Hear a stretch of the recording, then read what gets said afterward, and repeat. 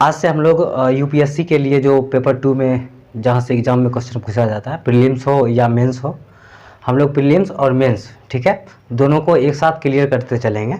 4 paper होता है mains के लिए, पेपर 1, 2, 3 और पेपर 4, ठीक है।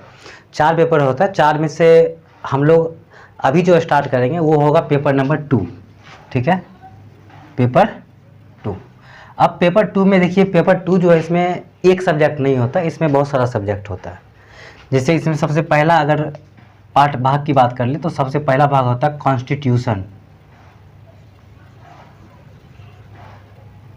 कॉन्स्टिट्यूशन एंड पॉलिटी, पॉलिटी, ये पहला भाग होता है कॉन्स्टिट्यूशन एंड पॉलिटी। दूसरा होता है इसमें सोशल इशू, सोशल इशू यानी कि सामाजिक मुद्दा। इसी में गवर्नेंस भी आ जाता है, governance and IR, international relation, ठीक है। तो ये पूरा का पूरा पेपर 2 में आ जाता है, ठीक है। ये यूपीएससी का सिलेबस है पेपर 2 का, constitution and polity, social issue, governance और इंटरनेशनल रिलेशन, ठीक है। तो ये 4 सेक्शन से पेपर 2 में मेंस में क्वेश्चन आता है, ठीक है। तो हम लोग इसमें से चारों सेक्शन को नहीं पढ़ना है, हम लोग जो अभी चैप्टर स्टार्ट करेंगे वो पेपर 2 का सिर्फ इतना भाग पढ़ेंगे, कॉन्स्टिट्यूशन एंड पॉलिटी, ठीक है। तो पॉलिटी के अंतर्गत, पॉलिटी सब्जेक्ट के अंतर्गत सिर्फ ये आएगा। फिर बाकी बात जो सोशल इशू है, गवर्नेंस है या इंटरनेशनल रिलेशन है, इसको आपको बाद में अलग अलग सब्जेक्ट के रूप में पढ़ना पड़ेगा, ठीक है। तो हम लोग क्या स्टार्ट करेंगे, कॉन्स्टिट्यूशन एंड पॉलिटी, ठीक है। तो कॉन्स्टिट्यूशन एंड पॉलिटी जो है, जिसको हम लोग हिंदी में कहते हैं भारतीय संविधान एवं राज्य व्यवस्था, इसी को क्या कहा जाता है हिंदी में, संविधान, संविधान एवं राज्य व्यवस्था, यानी कि पेपर 2 का ये पहला भाग हम लोग पढ़ेंगे, संविधान एवं राज्य व्यवस्था, ठीक है। अब यहाँ पर सबसे बड़ा कन्फ्यूजन ये होता है कि बहुत सारे बच्चे ये नहीं समझ पाते हैं कि संविधान और राज्य व्यवस्था में अंतर क्या होता है, ठीक है। आप यहाँ से पढ़ के जाओगे, रास्ता में कोई मान लो मिल गया, ठीक है, तो आपसे वो पूछेगा आज क्या पढ़ के आए हैं, तो आपका जवाब, किसी का जवाब होगा कि आज हम संविधान पढ़ के आए, किसी का जवाब होता है कि हम राज्य व्यवस्था पढ़ के आए। दोनों का एक्चुअल मीनिंग क्या है ये नहीं समझ पाते हम लोग, ठीक है। संविधान और राज्य व्यवस्था कहते किसको है ये नहीं समझ पाते हैं। सिर्फ जिसको मन होता है वो, कोई कहता है कि हम संविधान पढ़ के आए, कोई बोलता है राजनीति, ये राज्य व्यवस्था पढ़ के आए, लेकिन दोनों में अंतर होता है, ठीक है। बहुत ज़्यादा अंतर नहीं कह सकते, लेकिन अंतर होता है। और अब हम लोग समझने का प्रयास करेंगे कि संविधान और राज्य व्यवस्था दोनों क्या होता है। तो सबसे पहले आपका हेडिंग होना चाहिए संविधान एवं राज्य व्यवस्था में अंतर, ठीक है। तो सबसे पहले हम लोग देखते हैं संविधान क्या होता है, फिर संविधान समझ लेंगे। संविधान समझने के बाद देखेंगे कि राज्य व्यवस्था किसको कहते हैं, ठीक है। तो अब समझते हैं संविधान क्या है। अगर हम लोग परिभाषा के रूप में बात करें, जिससे कि आप अलग अलग बुक में देखोगे, ठीक है, संविधान किसे कहते हैं, उसका परिभाषा आपको अलग अलग टाइप में मिलेगा।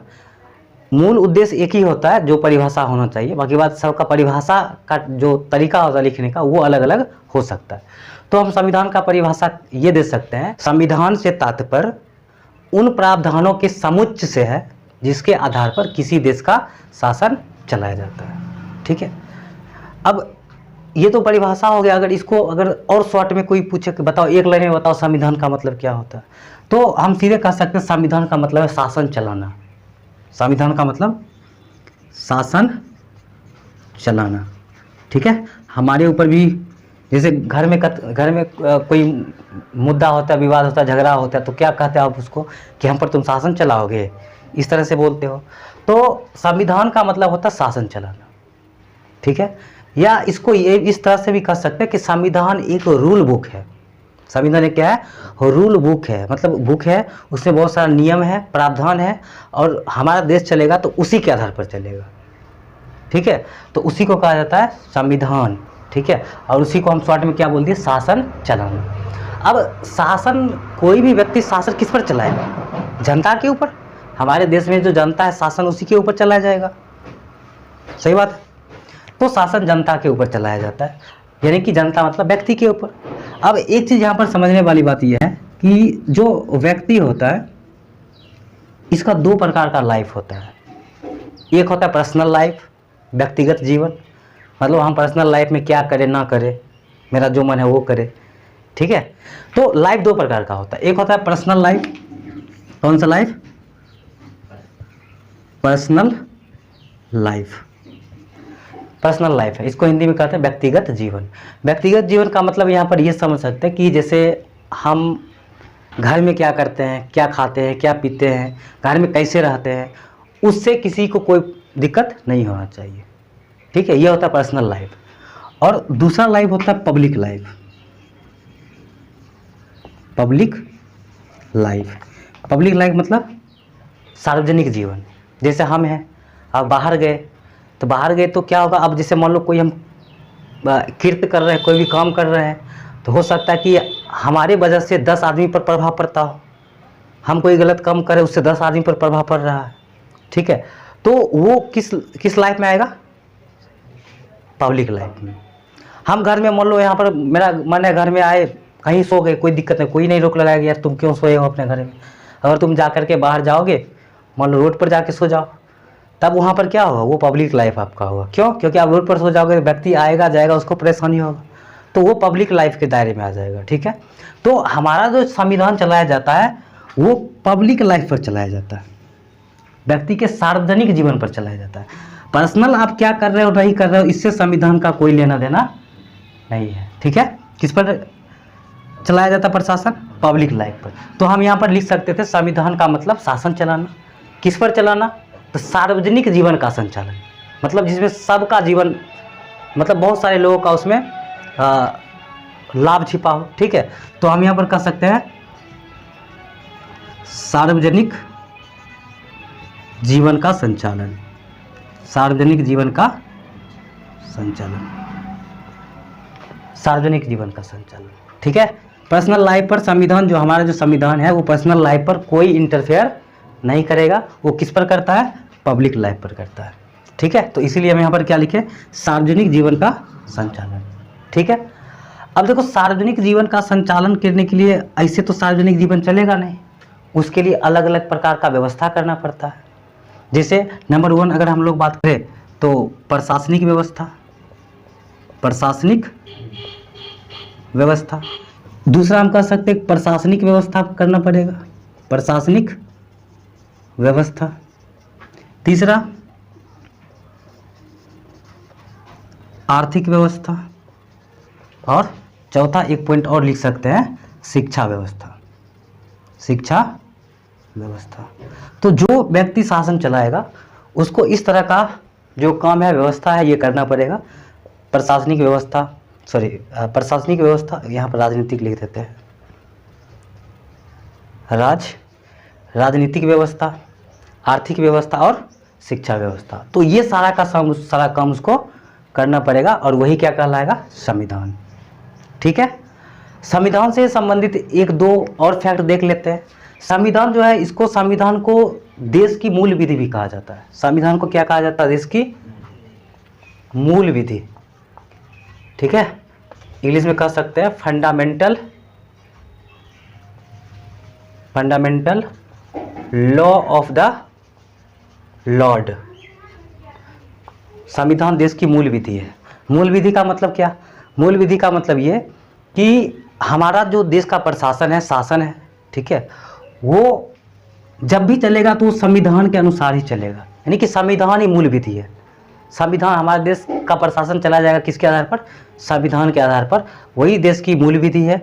इसके अलावा किसी भी धार्मिक ग्रंथ जैसे रामायण हो गया, महाभारत हो गया, गीता हो गया, ठीक है, तो ये सब के आधार पर हमारा देश नहीं चलाया जा सकता। किसके आधार पर चलेगा, सिर्फ संविधान के आधार पर। इसीलिए संविधान को देश की मूल विधि भी कहा जाता है, ठीक है।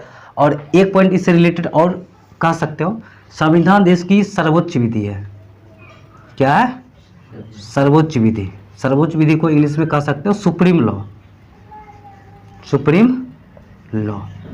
सुप्रीम लॉ का मतलब क्या, मतलब सुप्रीम लॉ का मतलब यह होता है कि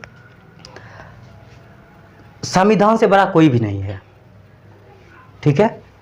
संविधान से बड़ा कोई विधि नहीं है। शासन जब भी चलेगा तो संविधान के अनुसार ही चलेगा, संविधान से बड़ा कोई है ही नहीं। एक ब्रिटिश विद्वान थे, ठीक है, जिसका नाम था डाइसी, इसको हम थोड़ा सा मिटाते हैं। कहाँ मिटा रहे हैं? यहाँ मिटा देते हैं, लिख लीजिएगा, ठीक है। एक ब्रिटिश विद्वान हुए जिसका नाम था डाइसी, ठीक है। क्या नाम था? डाइसी। इन्होंने रूल ऑफ लॉ की व्याख्या किया। रूल ऑफ लॉ की व्याख्या किया और इन्होंने कहा कि विधि ही शासक है। जो कानून है, विधि है, वही क्या है? शासक है। इनका कहना था विधि ही शासक है, विधि ही शासक है। और शासन करने वाला भी इस विधि के अधीन है। मतलब जो भी शासन कर रहा है हमारे देश में, वो भी विधि के अधीन है, मतलब विधि के अंदर बंधा हुआ है। कानून से बाहर आप कोई भी काम नहीं कर सकते, यानी कि संविधान से बाहर आप कोई काम नहीं कर सकते हो, चाहे वो कोई भी व्यक्ति हो। सबसे बड़ा कौन होगा? संविधान। संविधान से बड़ा कोई विधि नहीं, इसलिए संविधान को कौन सी विधि कहा गया? सर्वोच्च विधि, मतलब सबसे बड़ा विधि। जो शासन चलाता है वो भी विधि के अधीन ही है। वही बात यहाँ पर कौन कहा? डाइसी।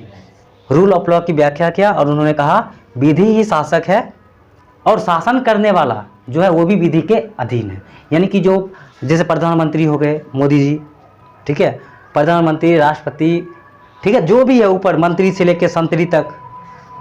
मंत्री संतरी समझते हो? मतलब जो बड़ा बड़ा विधायक, MP, MLA है, वहाँ से लेकर बिहार पुलिस नहीं, कोई भी पुलिस है तो उसका कांस्टेबल तक, सबसे नीचे वाला पद जो है वहाँ तक सब किसके आधार पर चलेगा? संविधान के आधार पर। संविधान ही सर्वोच्च है, संविधान से बड़ा कोई नहीं है, ठीक है। तो इसी को कहा जाता है संविधान। समझ आ गया बात? अब देखो संविधान से रिलेटेड ही एक शब्द और आता है संविधानवाद। अब संविधानवाद क्या होता है इसको हम लोग समझने का प्रयास करते हैं।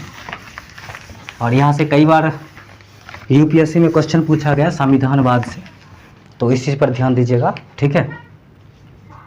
संविधानवाद, ठीक है, संविधानवाद। अब संविधानवाद क्या होता है? ये आपके लिए एक नया शब्द लग रहा होगा, संविधानवाद। समझ आ रहा है? अब देखो संविधानवाद का, देखो बड़ा बड़ा शब्द देख के नहीं डरना है, ठीक है। ये देखने में लगता संविधानवाद, डरना नहीं है, बहुत आसान है, हम समझा रहे हैं आपको। देखिए संविधानवाद का मतलब होता है कि सीमित शासन। संविधानवाद का मतलब सीमित शासन। सीमित शासन, सीमित शासन का मतलब क्या? सीमित शासन का भी मतलब अगर और निकालना चाहे तो हम कह सकते हैं मनमाने शासन का अभाव। मनमाने शासन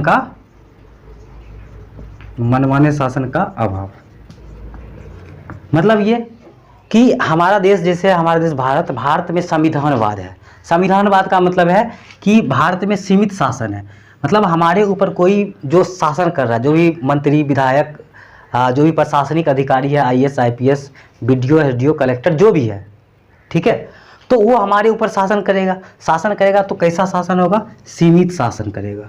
ऐसा नहीं कि मतलब वो मनमाना शासन हम पर नहीं कर सकता, तुमको ये करना पड़ेगा, तुमको इससे करना पड़ेगा, ज़बरदस्ती नहीं कर सकता, ठीक है।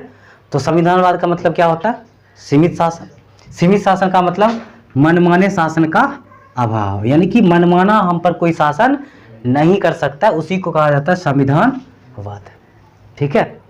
अब संविधान कैसे समझेंगे सीमित शासन हो रहा है हम पर? कोई सीमित, हमारा जो देश है भारत का जो भी शासन चलाने वाला है हम पर सीमित शासन कर रहा है, तो कैसे पहचानेंगे? इसका कुछ पैरामीटर होना चाहिए, ठीक है, मापदंड होना चाहिए। कैसे समझेंगे? तो हम यहाँ पर लिखेंगे सीमित शासन कब होगा। सीमित शासन कब होगा? कैसे समझेंगे कि सीमित शासन हो रहा है, ठीक है। तो देखो इसके लिए 2-3 पॉइंट आपको याद रखना है। जैसे पहला पॉइंट अगर बात करें तो अधिकारों का मान्यता। अधिकारों का मान्यता। अब जिस देश में व्यक्ति का जो अधिकार अपना है, वो अधिकार अगर मिल रहा है, इसका मतलब है कि हमारे ऊपर ज़बरदस्ती शासन नहीं चलाया जा रहा है, ठीक है, मतलब सीमित शासन है। समझ रहे हो बात? तो अधिकारों का मान्यता, हमको अधिकार मिला हुआ, हम आगे पढ़ेंगे। मौलिक अधिकार, फंडामेंटल राइट हमको दिया हुआ है, संवैधानिक अधिकार है, कानूनी अधिकार है, ठीक है, बहुत सारे अधिकार हमको दिया हुआ था। अधिकार मिला हुआ है, इसका मतलब हमारे देश में संविधानवाद है, सीमित शासन है, मनमाना शासन हम पर नहीं चलाया जा रहा, ठीक है। दूसरा पॉइंट, तो ये पहला पॉइंट हो गया, अधिकारों का मान्यता। दूसरा, शक्ति का पृथक्करण। शक्ति का पृथक्करण। शक्ति का पृथक्करण का मतलब ये हुआ कि जैसे मान लो हमारे देश में देश को चलाने के लिए कानून बनाना पड़ता है, तो जो कानून बनाता है उसको विधायिका कहा जाता है। क्या कहा जाएगा? विधायिका। ठीक है। अब कानून बन गया, सिर्फ कानून बनने से काम चलेगा नहीं, उस कानून को फिर लागू करना पड़ेगा। तो जो लागू करता है उसको कहा जाता है कार्यपालिका। ठीक है, एग्जीक्यूटिव उसको इंग्लिश में बोलते हैं। ठीक है, विधायिका कानून बनाएगा, उसी कानून के अनुसार उसको लागू किया जाएगा। जो कानून को लागू करेगा उसको कहा जाता है कार्यपालिका। अब विधायिका या कार्यपालिका दोनों के बीच कोई गतिरोध होता है, समस्या झगड़ा हो गया, मान लो कोई विवाद हो गया, तो उस विवाद का जो निपटारा करता है उसको कहा जाता है न्यायपालिका। ठीक है, न्यायपालिका। तो अब जो होता है विधायिका, कानून को बनाने वाला अलग व्यक्ति होगा, अलग संस्था होगा, उसको लागू करने वाला अलग संस्था होगा। ठीक है, और दोनों के बीच अगर मान लो झगड़ा हो गया तो उसको न्याय करने वाला अलग संस्था होगा। अगर मान लो अगर तीनों अधिकार अगर एक ही संस्था को दे दिया जाए, एक ही आदमी अगर मान लो कानून भी बनाए, वही लागू भी करे, और कोई झगड़ा तो होगा ही नहीं, या कोई पब्लिक जनता के साथ या सरकार के बीच कोई विवाद हो गया तो वही निपटारा करे, तो बताओ वो तानाशाह हो सकता है। कानूनों हम ही बनाएंगे, लागू हम ही करेंगे, ठीक है, न्यायो हम ही देंगे, एक ही आदमी देगा तो बताओ तानाशाही हो सकता है। उसको जो मन होगा वो करेगा। तो इसलिए शक्ति का पृथक्करण होना चाहिए, यानी कि ये शक्ति जो है, सरकार का जो सत्ता है, तो सत्ता का पावर एक ही व्यक्ति के साथ या एक ही संस्था के पास नहीं होना चाहिए, अलग अलग के पास होना चाहिए। विधायिका का अपना काम है, कार्यपालिका अपना काम करेगा, न्यायपालिका अपना काम करेगा। ठीक है, तब क्या होगा, एक सही तरीका से शासन चलेगा, प्रशासन चलाया जाएगा। तो शक्ति का पृथक्करण होना चाहिए। ठीक है। तीसरा, न्यायपालिका की स्वतंत्रता होना चाहिए। न्यायपालिका की स्वतंत्रता होनी चाहिए। न्यायपालिका मतलब जो न्याय देता है। ठीक है, किसी दो व्यक्ति या किसी सरकार या व्यक्ति के बीच कोई भी विवाद होता है, जो उसको न्याय करता है उसको क्या कहा जाता है? न्यायपालिका। ठीक है, तो ये न्याय करने वाली संस्था होती है, ये न्याय का काम करता है, इसी को कहा जाता है न्यायपालिका। तो न्यायपालिका की स्वतंत्रता होना चाहिए, यानी कि जो सुप्रीम कोर्ट, सबसे बड़ा कोर्ट कौन सा होता है? Supreme court.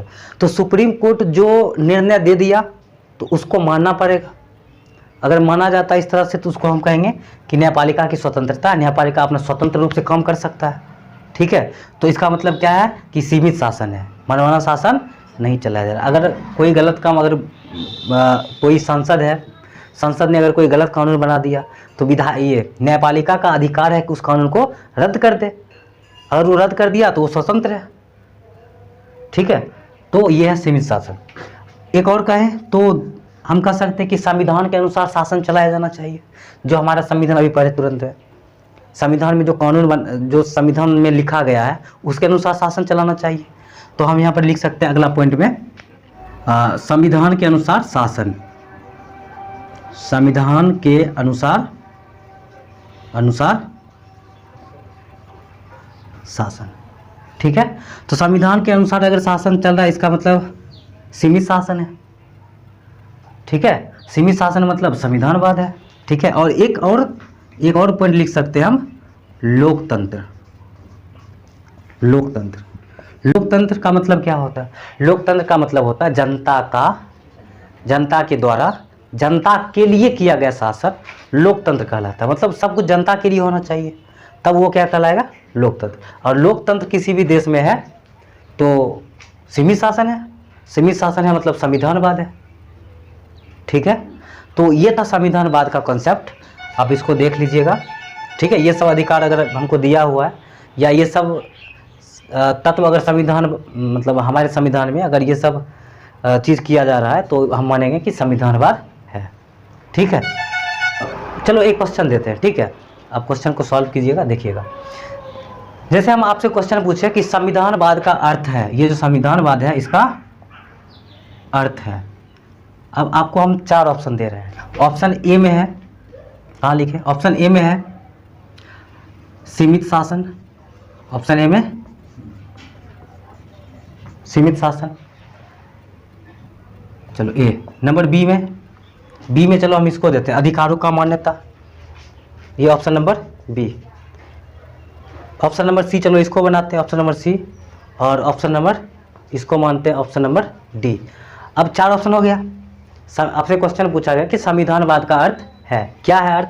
तो पहला लिखे सीमित शासन, बी नंबर ऑप्शन है अधिकारों का मान्यता, सी शक्ति के पृथक्करण, शक्ति का पृथक्करण, और डी नंबर ऑप्शन दिया संविधान के अनुसार शासन। अब आपके पास 4 ऑप्शन दिया हुआ है, 4 उत्तर दिया है, अब 4 में से एक ही उत्तर को चुनना है, ठीक है? तो बताओ किसको टिक लगाओगे? ए, गजब, बहुत बढ़िया, एकदम ये होगा। क्यों? क्योंकि देखो संविधानवाद का अर्थ होता है सीमित शासन, अब सीमित शासन के अंदर ये सब है, तो सबसे ज़्यादा बेस्ट आंसर अगर हमको कहे तो कह सकते हैं सीमित शासन, ठीक है?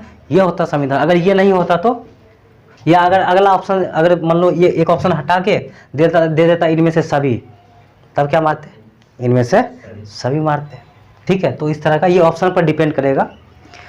और चलो इसी ये जो संविधानवाद है इसी से संबंधित 1-2 कथन देते हैं और आपको बतलाना है ये सही है या गलत, ठीक है? तो ऑप्शन ए पहला कथन देते हैं, ठीक है? इसको मिटाया जाए, मिटा दे, बहुत बढ़िया। तो कैसा फील आ रहा है? अच्छा, समझ में आ रहा है? बहुत बढ़िया, बस यही चाहिए, ठीक है? पहला कथन है कि जहां संविधान होगा, जहां संविधान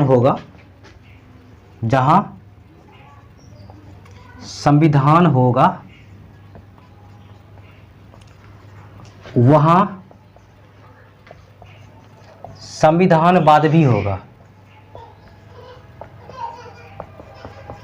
जहां संविधान होगा वहां संविधानवाद भी होगा। क्या ये कथन सही है? क्या लगता है?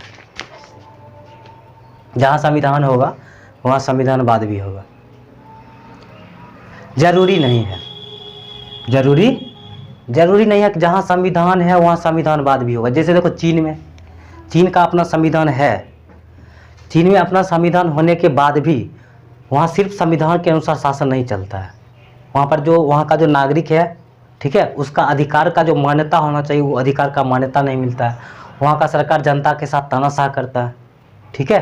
तो संविधान तो चीन में भी है लेकिन वहाँ पर संविधानवाद नहीं है, क्योंकि संविधानवाद के लिए वो सब तत्व होना चाहिए, अधिकार मिलना चाहिए, संविधान के अनुसार शासन होना चाहिए, शक्ति का पृथक्करण होना चाहिए, लोकतंत्र होना चाहिए, ये सब चीज़ें होना चाहिए, लेकिन चीन में ऐसा नहीं है।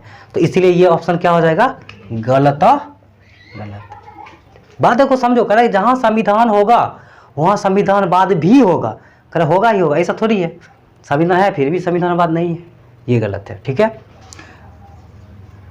बी में ऑप्शन दे रहे हैं कि जहां संविधान नहीं होगा, जहां संविधान नहीं होगा वहां संविधानवाद भी नहीं होगा, संविधानवाद भी नहीं होगा। क्या लगता है? ये ऑप्शन है, जहां संविधान नहीं होगा तो वहां संविधानवाद भी नहीं होगा। क्या कहते हो बताओ? गलत है? ये भी गलत है? सही बोल रहे हो? गलत है? मतलब सही नहीं बोल रहे हो, मतलब गलत है ये, ठीक है? सही बोले हो कि गलत है, ठीक है? तो जहां संविधान होगा वहां संविधानवाद, सॉरी, जहां संविधान नहीं होगा वहां संविधानवाद भी नहीं होगा, ये बात गलत है। नाम सुने हो? कहता है कि ये राम राज्य है, यहाँ पर राम राज्य। राम राज्य का मतलब भगवान से संबंधित नहीं है, राम राज्य का मतलब होता है अच्छा सरकार है। कई देश ऐसा है जहाँ पर संविधान नहीं है फिर भी संविधानवाद है, मतलब संविधान नहीं बनाया गया कि ऐसा करो, ऐसा करो, ऐसा शासन करना, इस तरह से शासन करना चाहिए। संविधान नहीं है लेकिन अच्छा सरकार चलता है, वहाँ पर व्यक्ति का अपना अधिकार दिया हुआ है, ठीक है? सीमित शासन वहाँ पर चलता है, समझ रहे बात? तो इस तरह का वहाँ पर चीज़ है जिसको हम लोग कहते हैं राम राज्य। तो इसका मतलब है कि ये कथन क्या है? गलत है। जहाँ संविधानवाद नहीं होगा वहाँ जहाँ संविधान नहीं होगा वहाँ संविधानवाद भी नहीं होगा, ये बात गलत है। अच्छा, एक तीसरा ऑप्शन लेते हैं, सी नंबर, सामान्यतः। इस बार देखो लिखा है सामान्यतः, जहां संविधान होगा वहां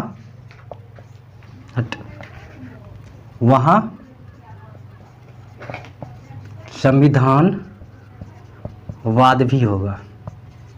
तो बताओ इसके बारे में क्या कहना है। सामान्यतः जहाँ संविधान होगा वहाँ संविधानवाद भी होगा।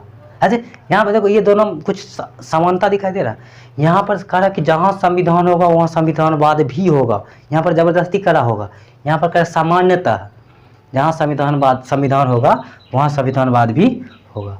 तो ये सही है, सामान्यतः कह रहा है। जैसे भारत, जैसे अपना इंडिया, सही बात है। भारत का अपना संविधान है, भारत में संविधानवाद भी है, लेकिन ज़रूरी नहीं है कि जहाँ संविधान होगा वहाँ संविधानवाद भी होगा, सामान्यता हो सकता है। तो इसलिए ये ऑप्शन सही है। ठीक है, तो ये बात समझ में आया, संविधानवाद क्या होता है। ठीक है, तो हमारा जो मेन टॉपिक था संविधान और राज्य व्यवस्था में अंतर, तो संविधान हम पढ़ लिए। अब बचा राज्य व्यवस्था। तो राज्य व्यवस्था सिंपल, सो सिंपल, 2 मिनट की कहानी है, 2 मिनट पढ़ेंगे हो जाएगा। देखो संविधान का परिभाषा क्या बताया आपको। संविधान एक रूल बुक है जिसके आधार पर शासन चलाया जाता है। ठीक, अब जो संविधान है, संविधान में लिखा गया कि हमारा संविधान में जो प्रावधान है करा कि हमारा संविधान ये कि हमारा देश ऐसे चलना चाहिए। ठीक है, सरकार जो प्रशासन चला है उसको ये सब करना चाहिए, नागरिक के साथ इस तरह का व्यवहार करना चाहिए। ठीक है, तो ये चीज़ दिया गया, लेकिन हमारे संविधान में बहुत सारे ऐसा प्रावधान है जो पूरा नहीं बतला पाता, मतलब जो स्पष्ट नहीं कर पाता कि ये करना। जैसे मान लो आर्टिकल अनुच्छेद 17 पर हो गया, आप आगे कि अस्पृश्यता का अंत किया जाता है। अस्पृश्यता मतलब जिसको छुआछूत बोलते हो। ठीक है, समझ रहे बात। जैसे SC वर्ग का आदमी होता है, SC वर्ग का व्यक्ति कोई है, अनुसूचित जाति जिसको बोलते हो, तो अनुसूचित जाति के साथ आप जाति के आधार पर अगर भेदभाव करते हो तो उसको कहा जाता है छुआछूत। आम भाषा में बोलते हैं, लेकिन उसको पॉलिटी की भाषा में क्या बोलते हैं, टेक्निकल शब्दों में अस्पृश्यता। ठीक है, तो आर्टिकल 17 में कहा जाता है कि अस्पृश्यता का अंत किया जाता है। लेकिन अस्पृश्यता के लिए हमारे संविधान में अस्पृश्यता का परिभाषा नहीं दिया हुआ है। कोई व्यक्ति किसी व्यक्ति के साथ अस्पृश्यता कर रहा है, यानी कि जाति के आधार पर SC वर्ग अनुसूचित जाति के साथ जाति के आधार पर भेदभाव कर रहा है तो उसको अस्पृश्यता माना जाएगा। ठीक है, और अस्पृश्यता अगर कोई किया तो कितना, सिर्फ संविधान ये कहता है, आर्टिकल ये कहता है 17 कि अस्पृश्यता का अंत किया जाता है और अस्पृश्यता विधि के अनुसार एक दंडनीय अपराध है। मतलब किसी व्यक्ति के साथ अस्पृश्यता करोगे तो आपको दंड मिलेगा। तो सिर्फ इतना बात संविधान में लिखा हुआ है, क्या इससे काम चल जाएगा। अब दंड मिलेगा, मान लो तुम किसी के साथ अस्पृश्यता कर दिया तो दंड कितना दिया जाएगा, उसका भी तो रूल होना चाहिए। पहली बार किसी के साथ अस्पृश्यता की तो कितना दंड मिलना चाहिए, दूसरी बार की तो कितना मिलना चाहिए, तो ये सब कुछ होना चाहिए। तो ये हमारे संविधान में नहीं दिया हुआ है। ठीक है, अब जैसे मान लो यही आर्टिकल 17 था, अस्पृश्यता का अंत किया जाता है और अस्पृश्यता विधि के अनुसार एक दंडनीय अपराध है। अब कोई अस्पृश्यता कर दिया, उसको दंड दे रहे हैं। अब जब दंड देंगे तो व्यवहार में जब उसको लागू किया जाता है इसी चीज़ को दंड देने के लिए, तो बहुत सारे मुद्दे उभर के आते हैं सामने, बहुत सारे विषय, बहुत सारे मुद्दे उभर के सामने आता है, जिसको क्या कहा जाता है, राज्य व्यवस्था। ठीक, क्या समझ में आया। आर्टिकल 17 में दंड का बात किया गया। जब इसको दंड व्यवहार में किसी को देंगे तो अब मुद्दा बन के आएगा, भाई कितना दिन दे, पहली बार किया अस्पृश्यता तब कितना दंड दे, फिर दोबारा वही व्यक्ति कर रहा है तब कितना दंड दे। तो इसके लिए अलग से कानून बनाया जाएगा। तो वो जो कानून बनाया जाएगा विधि संसद के द्वारा, विधायिका के द्वारा, तो वो कानून किस में आ जाएगा, राज्य व्यवस्था में। संविधान मतलब समझ गए, जिसके आधार पर शासन चलाया जाएगा। अब जब उस शासन को जब व्यवहार में लागू किया जाता है तो जो विषय और मुद्दा उभर के सामने आता है उसको क्या कहा जाता है, राज्य व्यवस्था। ठीक है, एक लाइन में अगर दोनों को कहना चाहे तो हम ऐसे कह सकते हैं कि संविधान एक रूल बुक है जिसके आधार पर देश का शासन चलाया जाता है। ठीक है, जब संविधान को व्यवहार में लागू किया जाता है, ठीक है, तो उससे कुछ विषय एवं मुद्दे उभर के सामने आते हैं जिसे राज्य व्यवस्था कहा जाता है। ठीक है, संविधान रूल बुक और उसका प्रयोग या अनुप्रयोग राज्य व्यवस्था। समझ में आ गया बात। एक लाइन में संविधान रूल बुक है, जब उसको अप्लाइड किया जाता है तो वो क्या कहला गया, राज्य व्यवस्था। ठीक है, अब राज्य व्यवस्था में क्या क्या चीज़ आ जाएगा, जैसे संसद कोई कानून बनाया तो उसको कहेंगे ये राज्य व्यवस्था है। वो किसके अंदर आ जाएगा, राज्य व्यवस्था। संसद क्यों कानून बनाया, क्योंकि जो संविधान में लिखा था स्पष्ट नहीं हो पाया तो उसके लिए कानून बनाया। तो संविधान अलग था, उससे जो विषय बना, कानून बना, वो किसके अंतर्गत आएगा? राज्य व्यवस्था में। तो संविधान और राज्य व्यवस्था में अंतर स्पष्ट हो रहा है, ठीक है। तो ये हो गया राज्य व्यवस्था। दूसरा, जैसे विभिन्न प्रकार के संस्थाएं, अलग अलग संस्थाएं हैं, ठीक है। जब वो संस्थाएं काम करता तो उनके कार्य प्रणाली से उत्पन्न होने वाले मुद्दे, अलग अलग संस्था है और जब वो काम करेगा तो उससे भी बहुत सारा मुद्दा निकलेगा, तो वो जो मुद्दा आएगा वो भी मुद्दा किसके अंतर्गत आ जाएगा? राज्य व्यवस्था के अंतर्गत, ठीक है। उसके बाद एक पॉइंट और कह सकते हैं कि जाति धर्म क्षेत्र, ठीक है, की राजनीति में भूमिका। जाति धर्म क्षेत्र और राजनीति में उनकी भूमिका, मतलब जैसे आप लोग, हम लोग जानते हैं कि जैसे कोई इलेक्शन मान लो होने वाला है तो उस समय जाति का मुद्दा बहुत ज़्यादा चलाया जाता है। जाति धर्म, ये इस जाति का है, वो उस जाति का है, ठीक है। तो जाति धर्म इससे संबंधित बहुत सारा मुद्दा आता है। तो जाति धर्म से संबंधित जो मुद्दा उभरेगा वो भी किस में आएगा? राज्य व्यवस्था के अंतर्गत आ जाएगा, ठीक है। तो ये था संविधान और राज्य व्यवस्था में अंतर। अब ये तो हम लोग ऐसे ही कॉन्सेप्ट पढ़ लिए, एक एग्जाम्पल ले लेंगे और इसी से हम इसको समाप्त कर लेंगे, द इंड, ठीक है। तो देखो अब एग्जाम्पल से समझते हैं। एक अनुच्छेद है article 19 clause 1 sub clause A. अब इसके लिए डरना नहीं, इसको हम आगे बताएंगे, अभी तो बेसिक ही चल रहा है, ठीक है। आपका 3 से 4 क्लास बेसिक चलेगा, ठीक है। बेसिक हो जाएगा, उसके बाद आप पॉलिटी पढ़ने के लायक बन जाइएगा, ठीक है। उसके बाद आपको मतलब पूरा जो पॉलिटी है, भारतीय संविधान और राज्य व्यवस्था, वो आपको आसानी से समझ में आने लगेगा। तो देखो ये जो article 19 clause 1 sub clause A है, तो ये संविधान है। ये क्या है? संविधान है। आप कहोगे ये संविधान क्यों है? संविधान इसलिए है क्योंकि ये जो जब संविधान बनाया गया था उसी समय इसको संविधान के अंदर डाल दिया गया था। और इसमें आर्टिकल, ये जो article 19 clause 1 sub clause A है, इसमें कहा गया कि विचार एवं अभिव्यक्ति की स्वतंत्रता। आर्टिकल 19 क्लॉज 1 में क्या है? विचार एवं अभिव्यक्ति की स्वतंत्रता, यह हमारे संविधान में दिया हुआ है, विचार एवं अभिव्यक्ति की स्वतंत्रता। अभी डरना नहीं है, आगे चैप्टर आएगा मौलिक अधिकार, फंडामेंटल राइट, तो वहीं पर आर्टिकल 19 क्लॉज 1 सब क्लॉज ये पढ़ेंगे, ये सब कुछ आ जाएगा। बस यहाँ पर समझने के लिए आपको बताया कि संविधान और राज्य व्यवस्था में क्या अंतर है। तो आर्टिकल 19 क्लॉज 1 सब क्लॉज 1 में जो प्रावधान दिया गया था विचार एवं अभिव्यक्ति की स्वतंत्रता, ये हमारा संविधान देता है। जब संविधान बनाया गया था तो उसी समय इसको इस आर्टिकल के अंतर्गत रखा गया विचार एवं अभिव्यक्ति की स्वतंत्रता। मतलब जो भारत का नागरिक है उसके पास विचार और अभिव्यक्ति की स्वतंत्रता है। विचार मतलब हम कोई भी चीज़ सोच सकते हैं, हमारे दिमाग में कोई भी आइडिया आ सकता है, विचार आ सकता है। जब विचार आया तो हम उसको अभिव्यक्त भी कर सकते हैं, बोल सकते हैं किसी को, मतलब बोलने का अधिकार हमें प्राप्त है। और बोलने का अधिकार हमको कौन देता है? संविधान देता है, ठीक है। तो ये तो संविधान का लाया गया, क्यों? क्योंकि संविधान में दिया हुआ। लेकिन अब जैसे मान लो अभिव्यक्ति मतलब किसी के सामने अपनी जो विचार आया उसको व्यक्त करना, बोलना या भाषण देना कर सकते हो। अब हम भाषण मान लो दे रहे हैं, ये हमारा अधिकार है, या हमारे अंदर कोई आइडिया आ गया, विचार आ गया। अब इस विचार को हम चाहेंगे दूर दूर तक पहुँचे ना, एक देश से दूसरे देश पहुँच जाए, एक जगह से दूसरी जगह जाए। तो इसके लिए हम लोग क्या करते हैं? प्रेस का यूज करते हैं, मीडिया ना, लेख लिखते हैं, अखबार में छपवाते हैं, टीवी पे ऐड करवाते हैं, सोशल मीडिया पे जाते हैं। तो यहीं से बाद में ये प्रावधान दिया गया, संसद के द्वारा कानून बनाया गया, संसद कानून बनाया कि अपना अभिव्यक्ति को और थोड़ा व्यापक रूप में फैलाने के लिए हम प्रेस की सहायता ले सकते हैं। और उसी के बाद से प्रेस की स्वतंत्रता दिया गया। किसकी स्वतंत्रता? प्रेस की स्वतंत्रता। अब यहाँ पर प्रेस की स्वतंत्रता ये हमारे संविधान में नहीं था दिया हुआ, सिर्फ ये था विचार एवं अभिव्यक्ति की स्वतंत्रता।